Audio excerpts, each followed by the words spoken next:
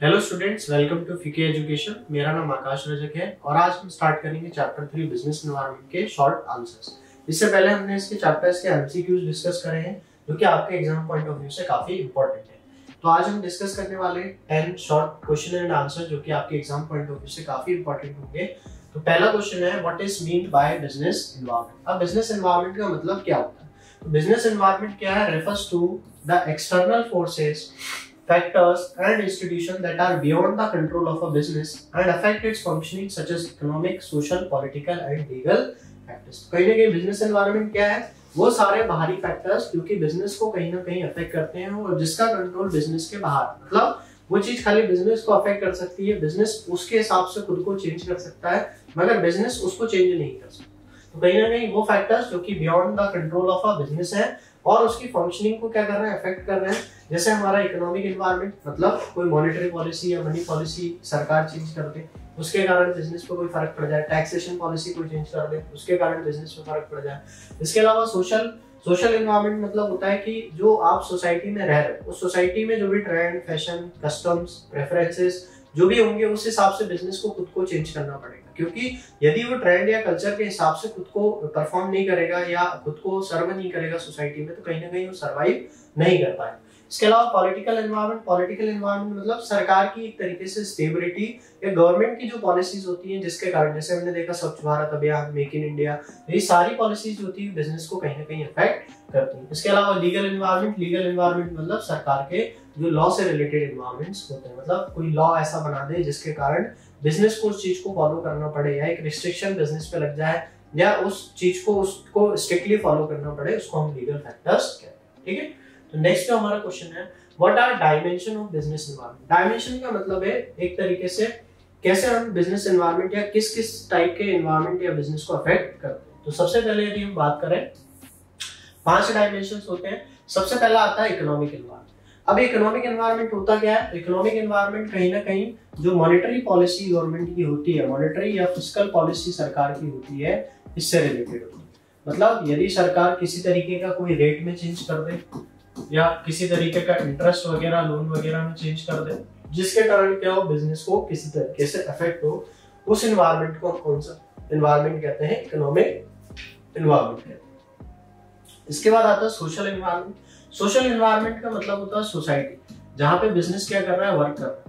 तो जिस सोसाइटी में बिजनेस वर्क करेगा उस सोसाइटी में लोग होंगे, पीपल्स होंगे, और ये पीपल कहीं ना कोई कस्टम या कोई ना कोई ट्रेडिशन या कोई ना कोई हैबिट्स जो होगी इनको फॉलो कर रहे हैं, जिसके कारण क्या होगा? जिसके कारण ये होगा कि बिजनेस उस चीज को भी अडॉप्ट करना पड़ेगा ताकि वो सोसाइटी में सर्वाइव कर सके। या सडन किसी भी तरीके का चेंज सोसाइटी के बिहेवियर में, उनके टेस्ट के, प्रेफरेंस के, उनके कस्टम के, उनकी बिलीफ में किसी भी तरीके का चेंज आता है, वो भी बिजनेस को अफेक्ट करता है। इसके बाद है टेक्नोलॉजिकल एनवायरनमेंट। टेक्नोलॉजिकल एनवायरनमेंट मतलब होता है रिलेटेड टू टेक्नोलॉजी। यदि कोई नई टेक्नोलॉजी या नई चीज को इंट्रोड्यूस होती है तो कहीं ना कहीं वो बिजनेस को अफेक्ट करती है। Why? Because business always want to up to date with the technology, क्योंकि बिजनेस यदि टेक्नोलॉजी के साथ अपडेट नहीं रहेगा तो बिजनेस क्या हो जाएगा? बैकवर्ड, पीछे हो जाएगा एक तरीके से बाकी बिजनेस से। जैसे फॉर एग्जांपल कोई फोन, मोबाइल शॉप, यदि कोई नया फोन लॉन्च हो रहा है और उस शॉप पे अवेलेबल नहीं होगा तो सिंपल है उसकी जो सेल्स होगी डायरेक्टली अफेक्टेड होगी।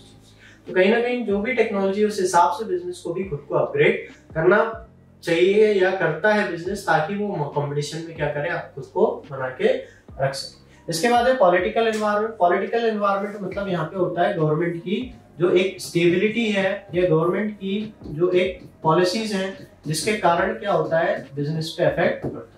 तो ये गवर्नमेंट की पॉलिसीज कैसी होंगी? गवर्नमेंट की पॉलिसीज जैसे आपने भी मेक इन इंडिया के बारे में हमने डिस्कस किया या स्वच्छ भारत अभियान के बारे में डिस्कस, तो कहीं ना कहीं इसका इम्पैक्ट भी किस पे पड़ता है? बिजनेस पे पड़ता है। वो होता है हमारा कौन सा एनवायरनमेंट? Political environment. और लास्ट होता है लीगल एनवायरनमेंट। लीगल एनवायरनमेंट का मतलब होता है लॉ से रिलेटेड, मतलब सरकार कोई ऐसा लॉ बनाए या कोई ऐसा नियम बना दे जिसको बिजनेस को फॉलो करना पड़े, और जब वो बिजनेस उस लॉ को फॉलो करेगा तो कहीं ना कहीं वो उस लीगल एनवायरनमेंट को भी फॉलो कर रहा होगा, जिसका इफेक्ट डायरेक्टली किस पे पड़ेगा? बिजनेस पे पड़ेगा।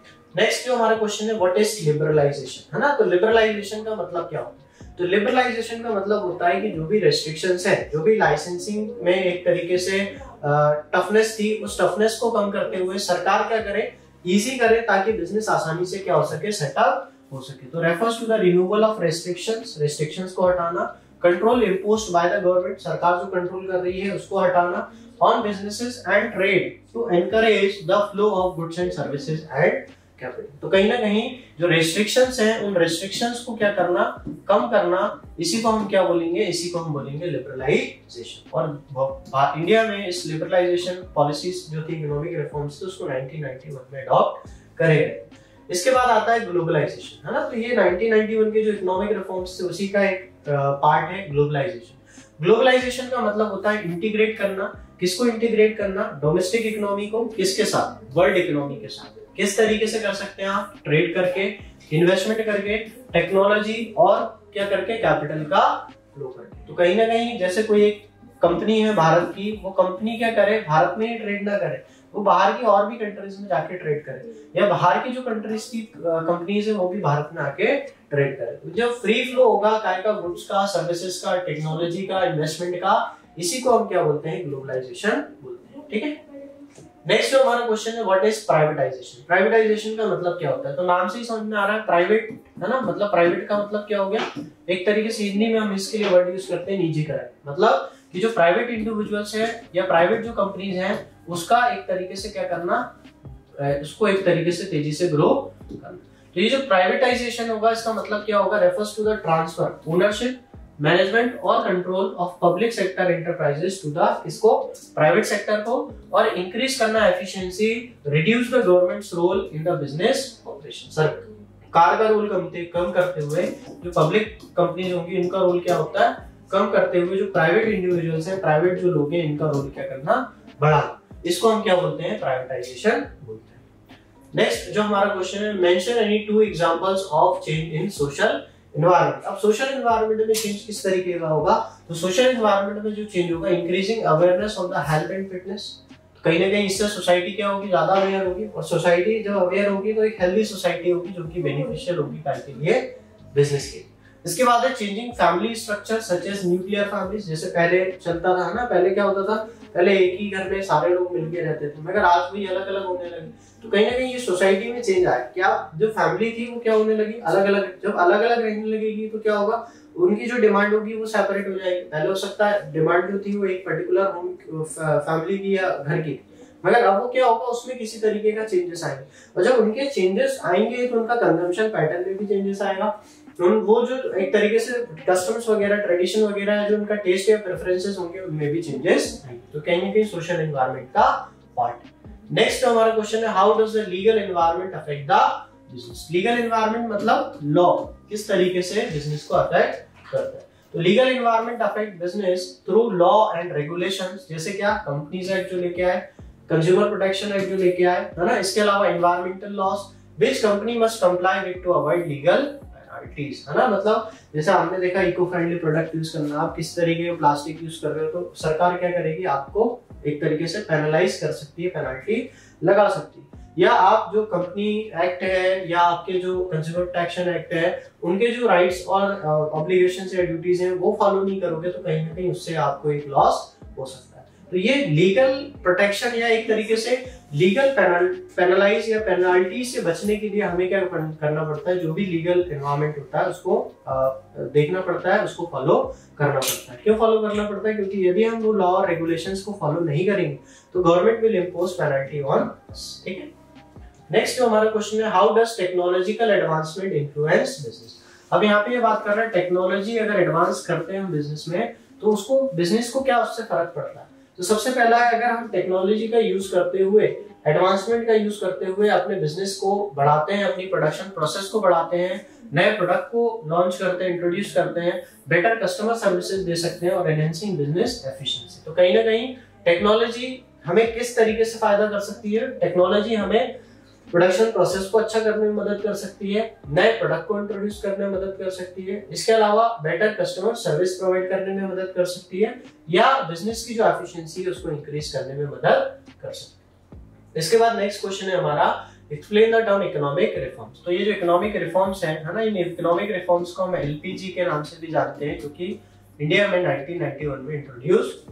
तो 1991 में जो इकोनॉमिक रिफॉर्म इंट्रोड्यूस हुए उसका refers to change introduced by the government to liberalise. अब इनमें एल मतलब क्या था, लिबरलाइजेशन, पी मतलब प्राइवेटाइजेशन और जी मतलब ग्लोबलाइजेशन। कहीं ना कहीं लिबरलाइज और ग्लोबलाइज करना इकोनॉमी को, सच एज डीरेगुलेशंस, मतलब जो एक रेगुलेशंस लगे हुए थे बहुत सारी इंडस्ट्रीज पे, रेगुलेटेड इंडस्ट्रीज थी उनको कम किया, या एक तरीके से जो गवर्नमेंट ने खुद के पास जो एक तरीके से बचा के इंडस्ट्रीज रखी थी उनको ओपन किया काय के लिए, प्राइवेट सेक्टर्स के। इसके अलावा टैक्स रिफॉर्म्स ऐसे लेके आना जो कि बेनिफिशियल हो काय के लिए, बिजनेस के लिए। इसके अलावा opening up market to foreign investors, जिसको हम ग्लोबलाइजेशन कहते हैं, कि हमारा जो मार्केट है वो खाली डोमेस्टिकली मार्केट ना हो, मतलब जो हमारे domestic producer and domestic seller है खाली वही ना रहे। इसके अलावा जो इंटरनेशनल बायर और इंटरनेशनल सेलर्स हैं वो भी हमारे मार्केट को अप्रोच करें, क्योंकि इससे क्या होगा, हमारी इकोनॉमी और तेजी से ग्रो होगी। तो कहीं ना कहीं इसको हमने फॉलो किया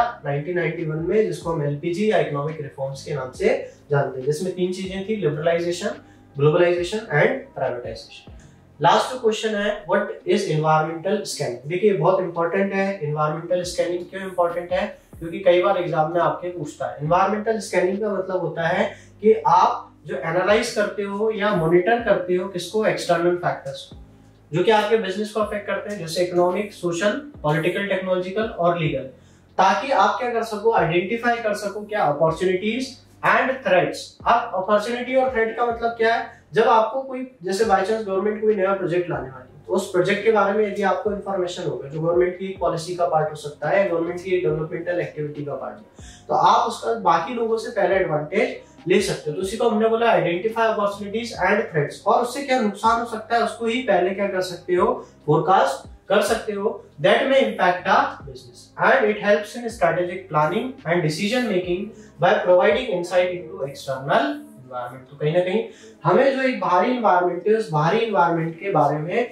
पहले से ही क्या करना है, स्कैनिंग करने का मतलब है कि पहले से ही उसको ऑब्जर्व करना है, पहले से ही उसको अंडरस्टैंड करना है, मॉनिटर करना है, ताकि जो पॉलिटिकल चेंजेस या social changes, economic changes, legal changes या टेक्नोलॉजिकल चेंजेस, जिस तरीके भी चेंजेस इकोनॉमी में आ रहे हैं, उस इकोनॉमी के जो भी चेंजेस होंगे उस चेंजेस का हम एक अपॉर्चुनिटी उठा सके, और जो भी पॉसिबल थ्रेट्स हो सकते हैं उस पॉसिबल थ्रेट्स के लिए वर्क करके उसको क्या कर सके, कम कर सके। तो ये हमारा एनवायरमेंटल स्कैनिंग होता है। तो ये कुछ हमारे 10 एमसीक्यूज थे, शॉर्ट आंसर्स, जिसको हमने आपके साथ डिस्कस किया, जो कि आपके एग्जाम पॉइंट ऑफ व्यू से काफी इंपॉर्टेंट होने वाले हैं। और यदि आपको ये वीडियो अच्छी लगी हो तो आप वीडियो को लाइक करें, इसको अपने फ्रेंड्स के साथ शेयर करें, और यदि आप चैनल पे नए हैं तो चैनल को सब्सक्राइब करें, ताकि ऐसे ही और इन्फॉर्मेटिव और नॉलेजेबल वीडियोस आपके लिए आते रहें। Thank you.